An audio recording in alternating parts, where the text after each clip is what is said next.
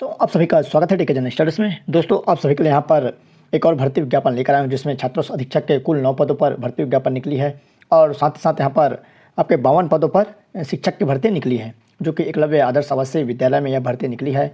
और आइए मैं आपको डिटेल में बताता हूँ कि क्या इसमें योग्यता है और कितना पेमेंट है। तो पेमेंट अच्छा खासा है, लगभग 36,000 पेमेंट है आपका छात्रों अधीक्षक के।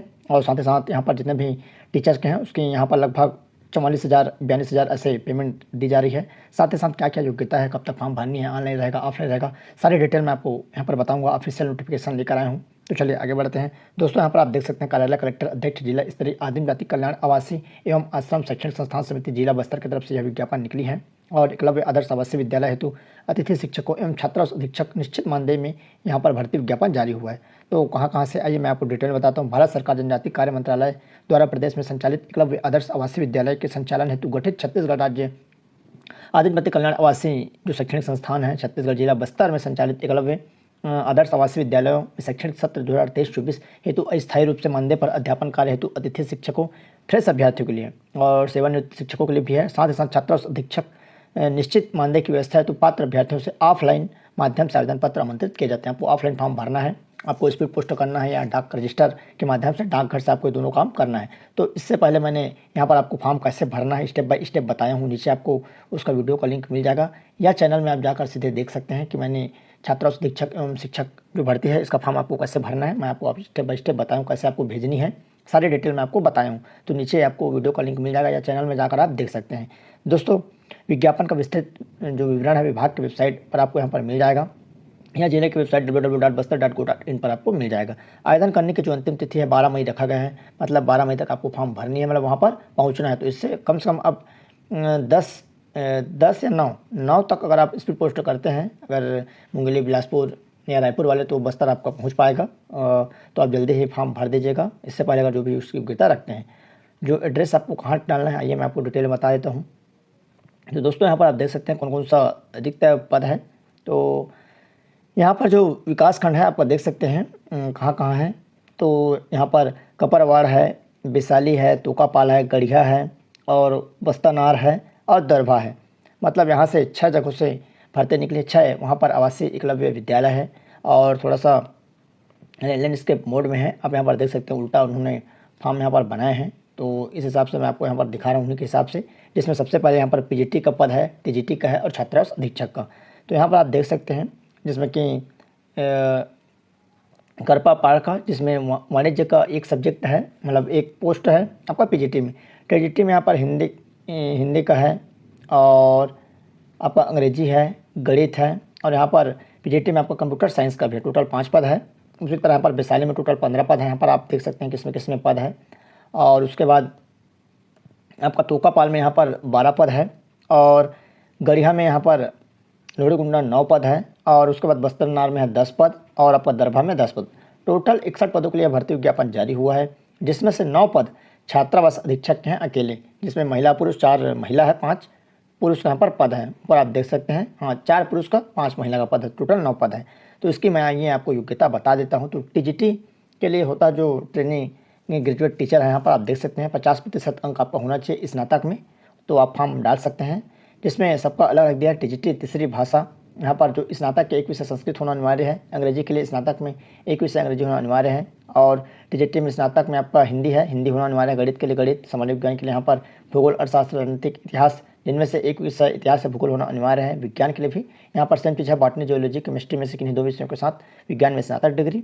और टीजीटी में आपको बीएड का भी अनिवार्य डिग्री है, बीएड भी होना अनिवार्य है। और राज्य जो शिक्षक पात्रता परीक्षा यहाँ पर होता है आपका सीजी टेट या सेंट्रल टेट, अगर आप 2 सेकंड क्लास वाले पास हैं तो आप इसमें फॉर्म डाल सकते हैं। उसके बाद है पीजीटी जो पोस्ट ग्रेजुएट टीचर है, जिसमें आप देख सकते हैं 50% आपका अंक होना चाहिए किसमें, पीजी में, स्नातकोत्तर में। उसके बाद पीजीटी अंग्रेजी, इसमें अंग्रेजी साहित्य में स्नातकोत्तर उपाधि धारक हो। साथ ही साथ स्नातक स्तर पर 1 सब्जेक्ट होना अनिवार्य है। पीजीटी हिंदी में भी आपका स्नातकोत्तर होना चाहिए, साथ ही साथ स्नातक में भी आपका हिंदी साहित्य होना चाहिए। गणित है, गणित में भी सेम बोला गया है, वहाँ भी आपको स्नातक में गणित होना चाहिए। पीजीटी भौतिक है, भौतिक अप्लाइड भौतिक, न्यूक्लियर भौतिक में स्नातकोत्तर उपाधि धारक हो, स्नातक स्तर पर भौतिक विषय होना चाहिए। पीजीटी रसायन विज्ञान, रसायन, जैव रसायन में यहाँ पर स्नातकोत्तर और स्नातक स्तर पर रसायन। पीजीटी जीव विज्ञान, botany, geology, life science, bio science, genetic, microbiology, biotechnology, microfilaria, plant physical में स्नातकोत्तर उपाधि धारक हो और स्नातक स्तर पर बॉटनी एवं जूलॉजी विषय होना अनिवार्य है। पीजीटी वाणिज्य, यहाँ पर वाणिज्य में स्नातकोत्तर उपाधि हो, स्नातक स्तर पर भी वाणिज्य विषय होना अनिवार्य है। हालांकि यहाँ पर देख सकते हैं अप्लाइड एमकॉम बिजनेस इकोनॉमिक्स के डिग्री धारक पात्र नहीं होंगे। PGT information technology, BTech computer science, IT computer application से मास्टर डिग्री में पीजी होना अनिवार्य है स्नातकोत्तर, अथवा कंप्यूटर साइंस इंफॉर्मेशन टेक्नोलॉजी में एमटेक डिग्री धारक होना अनिवार्य है। इससे मान्यता प्राप्त विश्वविद्यालय से बीएड या समकक्ष की डिग्री होना अनिवार्य है। इसके लिए केवल बीएड और पीजी लगेगा। वांछनीय जो चाहिए गई योग्यता है हिंदी अंग्रेजी माध्यम में शिक्षण में प्रवीणता, जिसके लिए उम्मीदवार द्वारा घोषणा पत्र में सत्यापित करना होगा। तो यहाँ पर देख सकते हैं दोनों वाले फॉर्म डाल सकते हैं।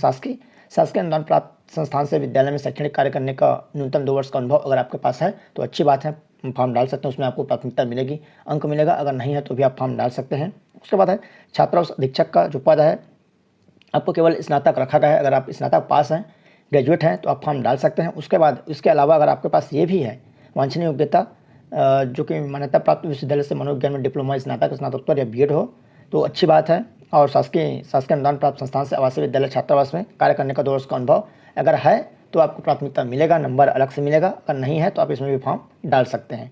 तो ये जानकारी नहीं। आयु की गणना आपको फ्रेश अभ्यर्थी के लिए पीजीटी टीजीटी के लिए 1 अप्रैल 2023 की स्थिति में कम से कम 21 वर्ष और अधिकतम 60 वर्ष, छात्रावास अधीक्षक के लिए न्यूनतम 26 वर्ष और अधिकतम 45 वर्ष।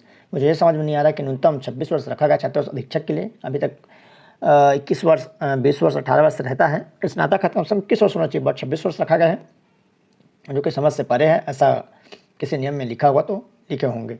और सेवानिवृत्त जो शिक्षकों के लिए अधिकतम आयु 65 वर्ष रहेगा 1 अप्रैल 2023 को। 62 में रिटायरमेंट है और 4 वर्ष की उसकी यहाँ पर सेवा अवधि रहेगी।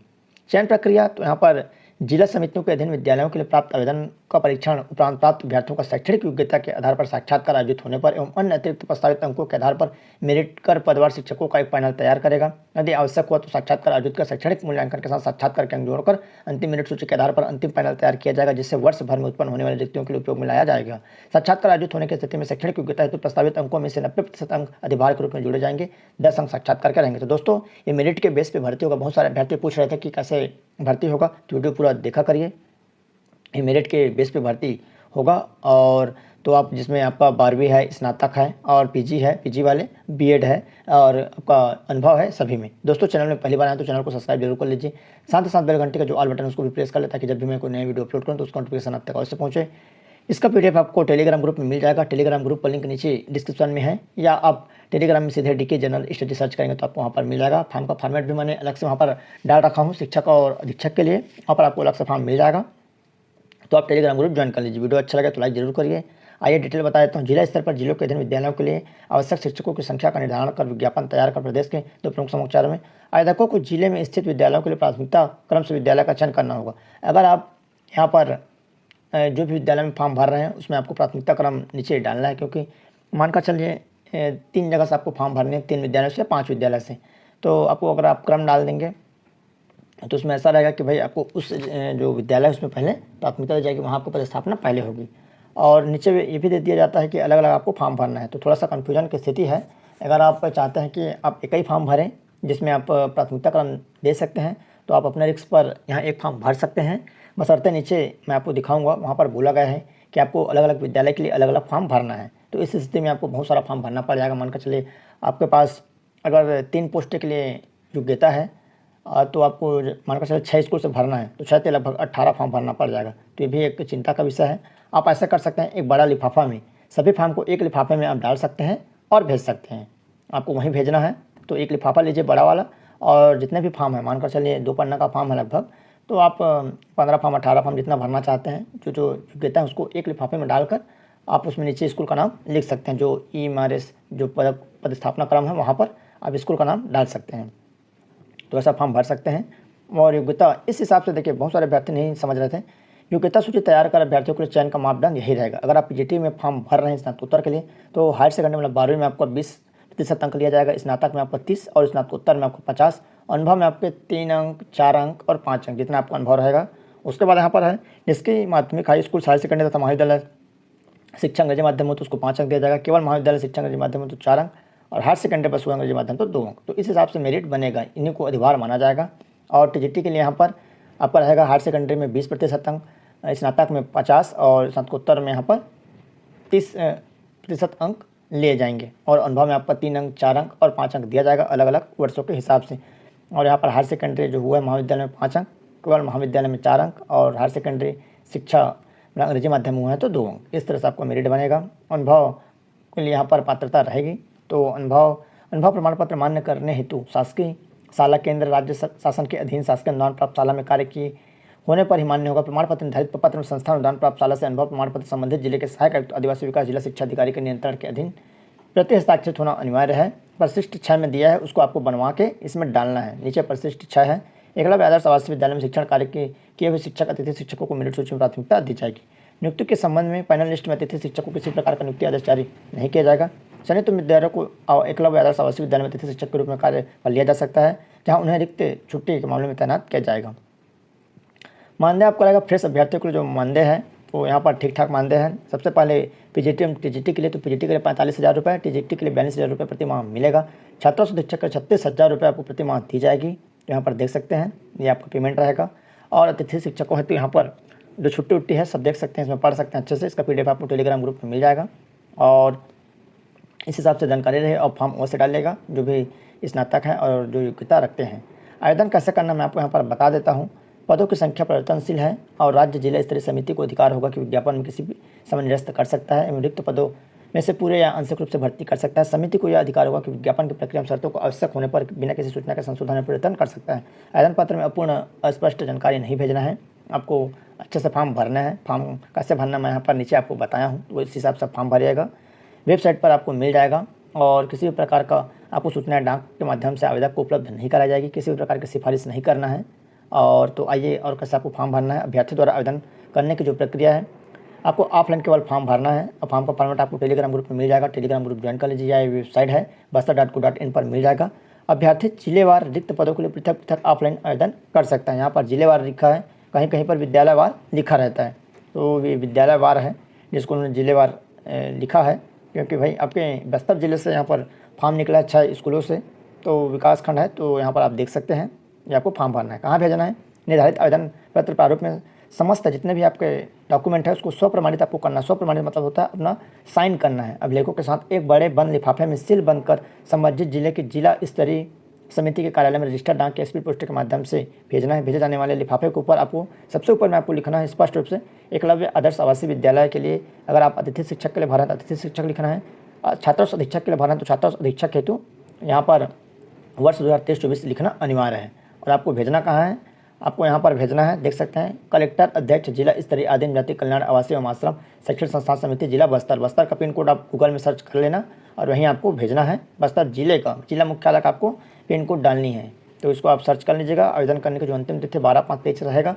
अगर आप 12/5 को भरेंगे तो आपको फॉर्म नहीं पहुँच पाएगा। आपको 9/8/9 को ही फॉर्म भरना है। मैदानी इलाके वाले बस्तर इधर वाले सरगुजा आपका रायगढ़ कोरबा वाले, तभी आपका फॉर्म पहुँच पाएगा। मतलब 1 हफ्ता पहले भरेंगे, स्पीड पोस्ट करेंगे तो ये जानकारी है। यही आपको जो ऊपर में लिखना है, जो प्रति करके इसको लिखना है, पेशक में आपका नाम डिटेल सहित लिखना है और ऊपर में आपको एकलव्य आदर्श आवासीय विद्यालय के लिए जिसके लिए आप फॉर्म भरे उसको भरना है। और फॉर्म कैसे भरना मैं पहले यहाँ पर बता दिया हूँ।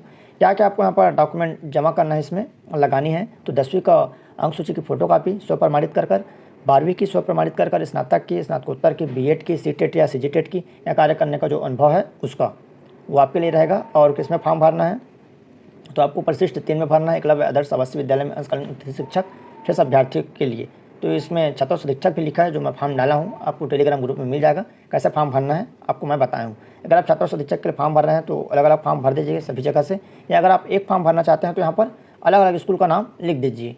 जो भी स्कूल में आपको फॉर्म भरना है, मानकर चलिए यहाँ पर 6 निकला है तो 6 जगह से आप एक ही फॉर्म भर दीजिए तो भी एक्सेप्ट हो जाना चाहिए, बट उसमें अलग अलग लिख दिया गया है, तो इस हिसाब से आप भर सकते हैं। तो ये जानकारी रही। कुछ भी डाउट्स हो तो नीचे कमेंट करेगा और नीचे अनुभव का जो दिया है उसको आपको बनवानी है। तो दोस्तों आप चैनल में बने रहिए, चैनल को सब्सक्राइब जरूर कर लीजिए, साथ ही साथ जो बेल घंटे का बटन उसको भी प्रेस कर लीजिएगा और वीडियो अच्छा लगे तो लाइक करिए, साथ ही साथ अपने दोस्तों के साथ शेयर करना ना भूलिएगा। तो शेयर जरूर कर दीजिए।